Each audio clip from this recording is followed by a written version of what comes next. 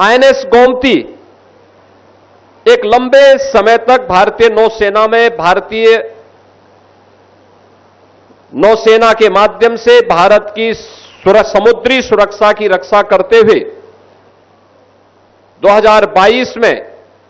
उसे नौसेना से निवृत्त किया गया और आज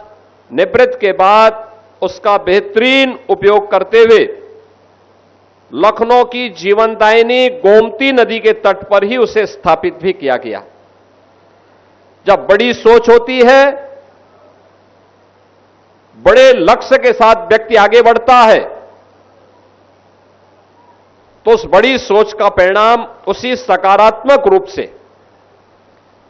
जो देश के युवाओं को, प्रदेश के युवाओं को एक नई प्रेरणा प्रदान करने वाला अवसर है, वह भारत की सेना पर, भारत की नौसेना के बारे में उसे यहां जानकारी मिलेगी और किन सम विषम परिस्थितियों में हमारे सैनिक कार्य करते हैं, यह उनके लिए जीवन में उन चुनौतियों से जूझने के लिए एक नई प्रेरणा भी होगी। बहनों और भाइयों, हमारी नौसेना अपने उस लक्ष्य को लेकर के चलती है जो उस विराट सोच का प्रतीक है कि नभः स्पर्शम दीप्तम, यानी आकाश की ऊंचाइयों को छूने के लिए उस प्रकार की सोच भी चाहिए। संकुचित सोच से, संकुचित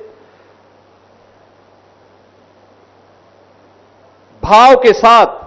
हम बड़े लक्ष्य को प्राप्त नहीं कर सकते। बड़े लक्ष्य को प्राप्त करने के लिए उस प्रकार की विराट सोच भी चाहिए। और याद रखना, देश के यशस्वी प्रधानमंत्री जी ने देशवासियों के सामने विकसित भारत की जिस संकल्पना को हमारे सामने रखा है, उसमें उन्होंने हर भारतवासी से कहा कि विकसित भारत के लिए हमें हर नागरिक को पंच पर्ण के साथ जोड़ना पड़ेगा। वे जो पंच पर्ण हैं, उनमें से जो सबसे महत्वपूर्ण है, एक उन्होंने उसमें से यह भी कहा था कि अपनी सेना के प्रति और यूनिफॉर्म धारी फोर्स के प्रति सम्मान का भाव हमारे मन में हो।